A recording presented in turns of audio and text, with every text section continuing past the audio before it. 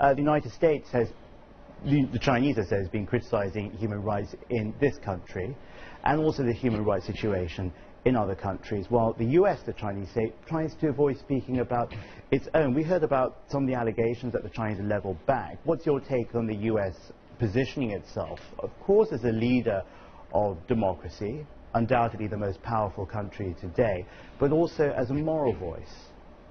Well, first of all, on a philosophical point, for China and the United States, the two largest economies in the world, to talk about human rights, that's the only natural thing to do. And I think both need to stand firm on human rights.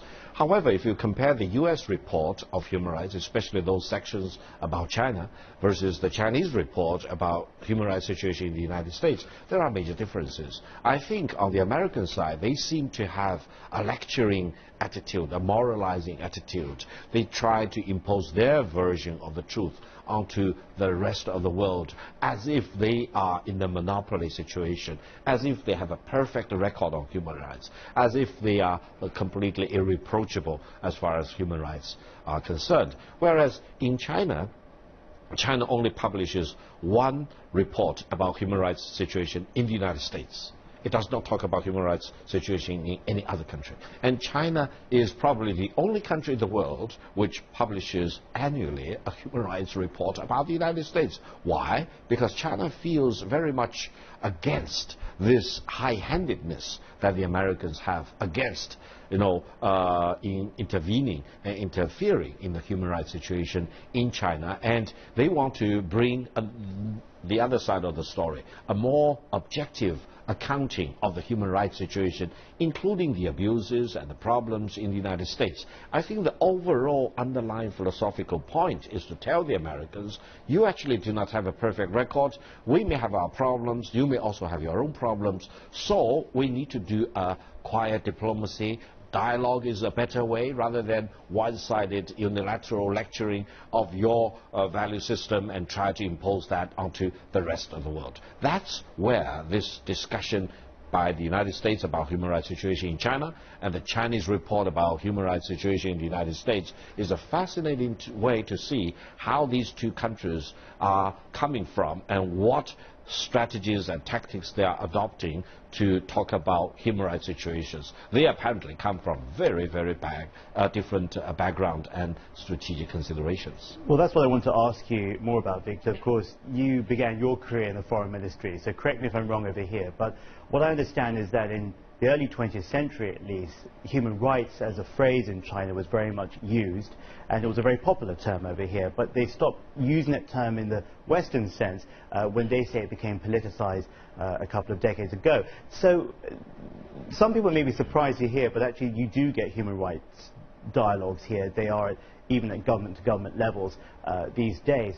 But what's happening on those fronts? And would it be correct in saying that they don't approach human rights through the same channel, that they might talk about human rights in health, for example, in terms of access to services, or in education, or being the right to eat, but it's a very different definition and understanding of what human rights is or isn't, or at least there's one part of it, and they say the West is another part. Of course. If I have a chance, for example, to talk to Secretary John Kerry face-to-face, for example, or President Obama, I would say, if you compare the human rights situation today in China versus 36 years ago, it would be ludicrous to conclude by anyone that there has been no profound, significant improvement in human rights situation in China. That's number one. Number two is that if anyone tells you that we in China as a country, has a perfect human rights record, no, that's not true. Because on a daily basis, we have many, many violations of human rights. We have abuses, we have problems, many people have grievances, etc. Corruption is rampant, etc.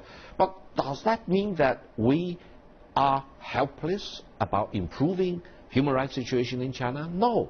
I think if you look at the Chinese human rights situation in a dynamic way, then the only conclusion logical you can draw is that we are focused on this, we are working hard, we are relentless in promoting better protection of human rights. Therefore, for example, if you look into the future, 10 years from today, the human rights situation in China will be better than the situation today. That will give you greater hope, rather than destroying your trust in China, rather than completely undermining your confidence in the overall economic and political reform in China. I want to ask you very quickly over here, because human rights, as we said, it has been very politicized. It came up especially during the Olympics, at the last 2008 Games when Beijing hosted.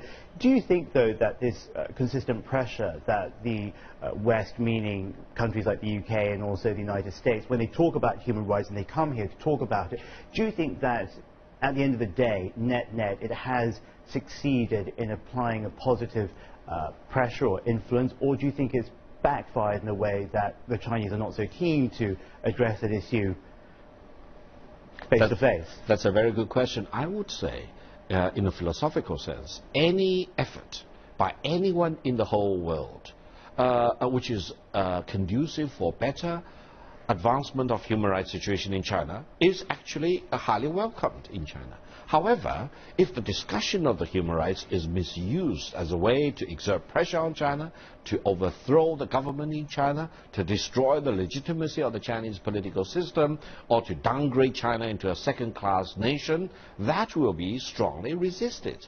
So I think the key issue is not whether any other country or any political forces in the world can help China to improve human rights situation. Of course they can. But the real challenge for China is to see, what is your ultimate motivation? Whether you have a double standard or one single standard. Whether we can talk through quiet diplomacy and constructive engagement in order to better improve my human rights situation as well as your human rights situation. So I think between China and the United States we need to have more dialogue, but it will not serve any constructive purpose if one country wants to impose its own value system onto the other. That will only backfire.